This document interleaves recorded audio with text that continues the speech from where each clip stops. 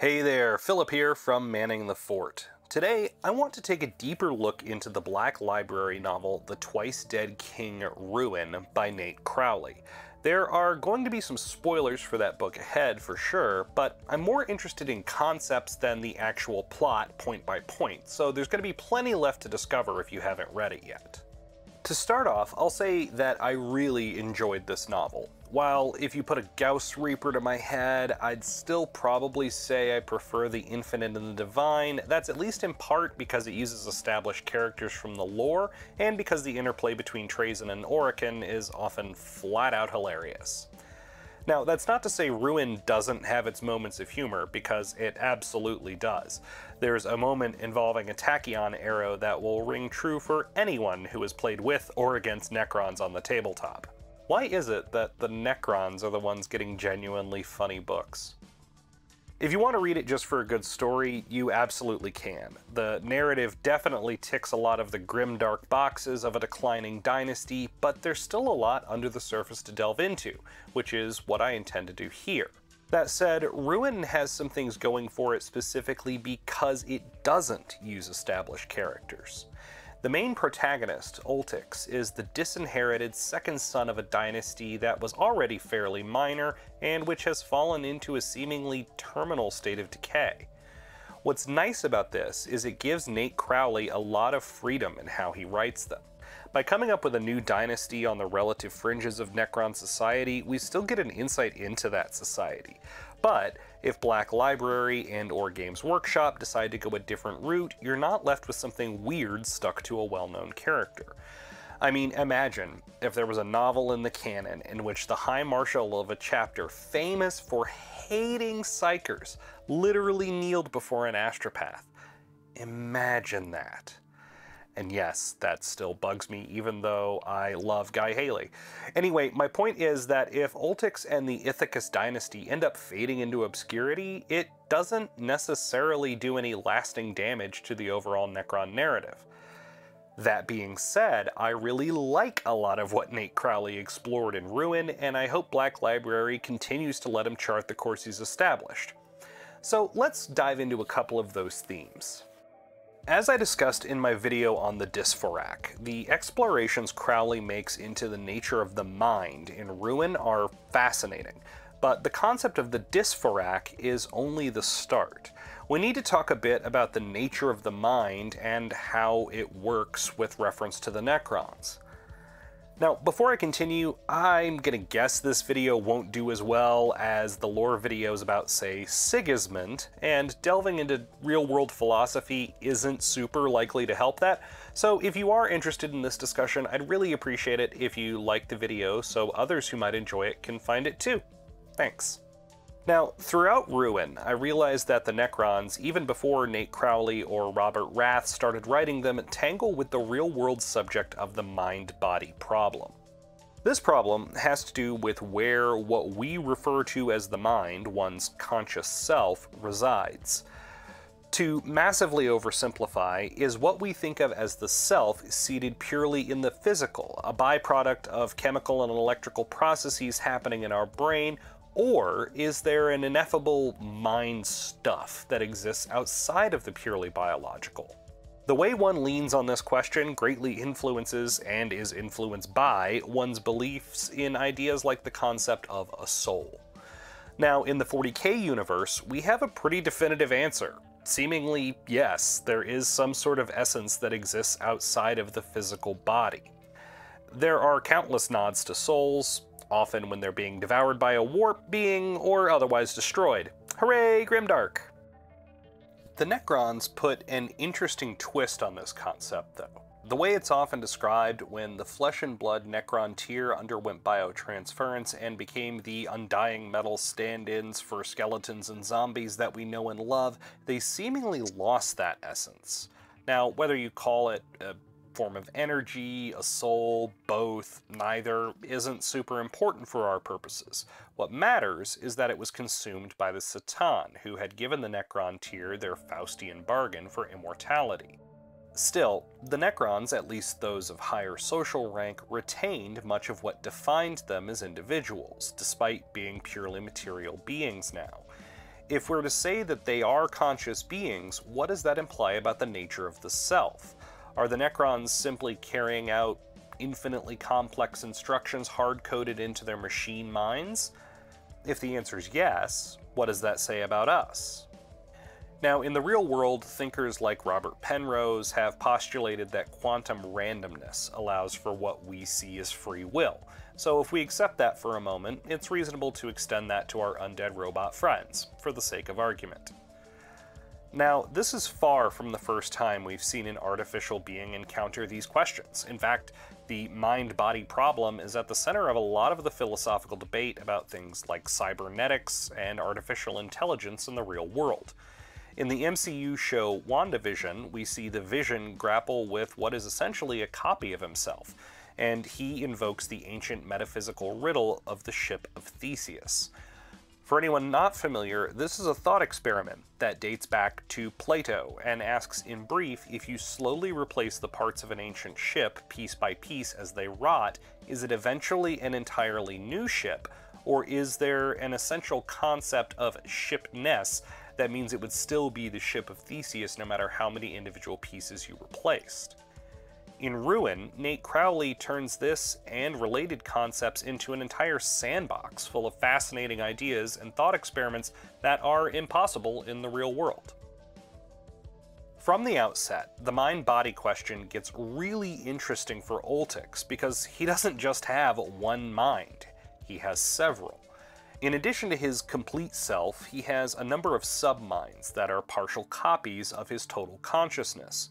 We're told that this is something fairly unique, and Oltyx only has access to the technology that allows this partitioning of his mind thanks to the work of the psychomancer Mentep. Each of the sub-minds, while based on a very limited part of Oltyx's original self, is seemingly conscious in its own right. It's a little bit like if the movie Inside Out were set inside the mind of a murderous future undead robot.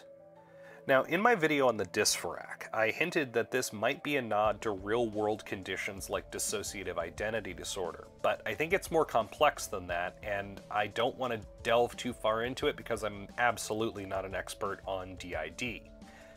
Oltyx's subminds include the aspects of himself that deal with things like etiquette and doctrine, strategy, tactics, analytics, xenology, and single combat.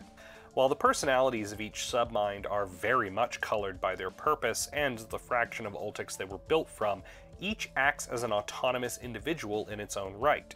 They have their own, often antagonistic desires and relationships. At one point in the book, Oltyx is separated from his subminds, and we're shown that he very much sees them as individuals, even though each is technically only a small piece of himself. They're at least a partial cure for his centuries of isolation and loneliness after being cast out by his dynasty.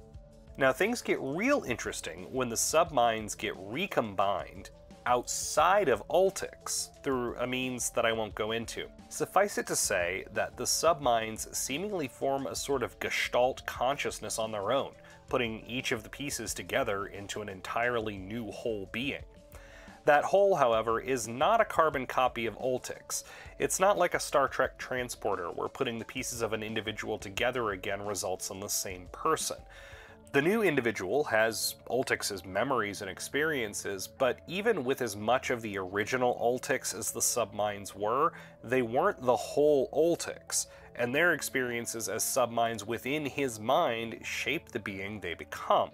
Now, once the subminds exist in their new communal form outside of Oltyx himself, we lose the benefit of their internal monologue, or monologues, so we don't know how much each part remains an individual, but they still share a single body in the physical world, so they end up acting as a single being. Something those subminds don't have after being separated from Oltyx is his access to what he calls the most powerful upgrade given to him by Mentep, and that is the Revelatory Medium. In Ruin, Nate Crowley goes into some detail on the concept of the Revelatory Medium. Its exact workings are more or less left to the usual 40K hand-waving, but that's totally fine, because it's what the medium does, not how it works, that's important. Now let's pause for a minute and talk about memory. In the real world, the study of memory is an ever-evolving field, but one thing we have increasingly found over the years is our own recollection of events is often not nearly as true to life as we would like to believe. While eyewitness testimony is still used in American courts and is often considered reliable, there are plenty of instances of misidentification and misremembering of events. In the state where I live, there was a high-profile murder case years ago that relied heavily on the eyewitness testimony of one person.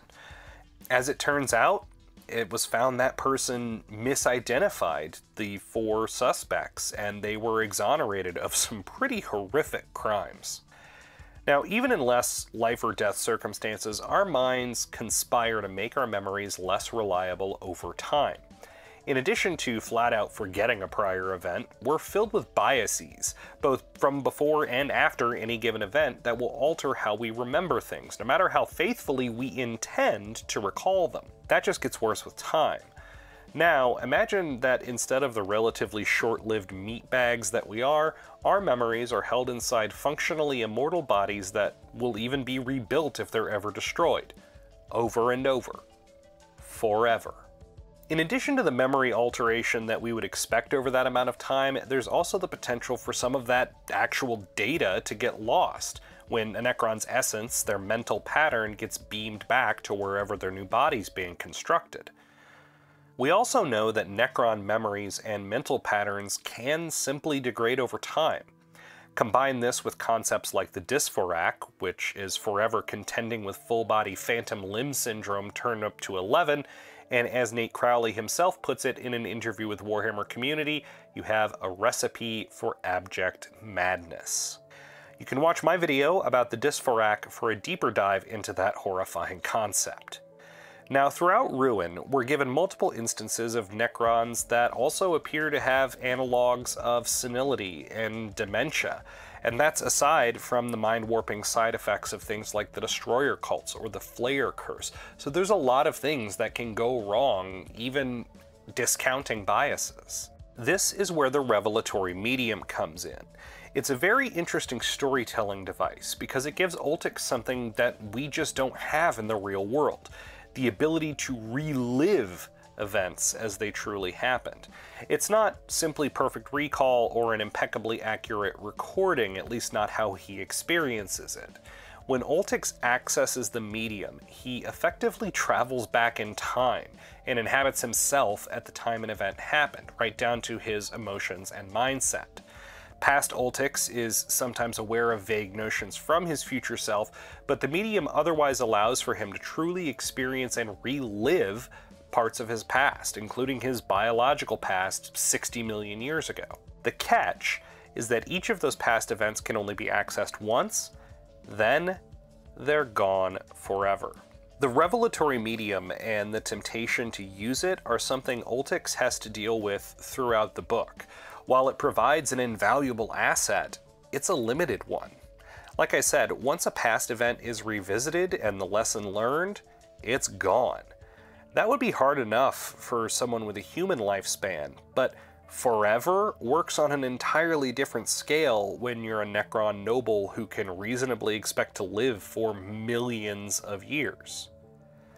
Oltyx also doesn't have conscious control over the Revelatory Medium. We're told that he requests a moment from his past that will be helpful in whatever predicament he happens to be in, and the medium then quote-unquote decides what to show him. Now, I don't think the medium is an intelligent entity in and of itself, but rather a way to access Oltyx's own subconscious. I don't necessarily think this is actual time travel, but rather a way to access and re-experience a sort of perfect recall hidden somewhere in his subconscious. It just feels like time travel from Oltyx's perspective. Now, the Revelatory Medium plays an important role in the plot a few times, including in Oltyx's recollection of his older brother Jacaerys. Jacaerys was the one who literally stripped the trappings of royalty from Oltyx's body. Oltyx's scouring transformed him from a gleaming silver being into something more closely resembling blackened iron, forcing him to literally wear his shame forever. Now, I know there are times I've been angry with someone for something they did and built up a picture of their actions in my mind that was heavily flavored by that anger. Later, when I talk to somebody else, I find out the way I remember things going down is pretty far from what others saw.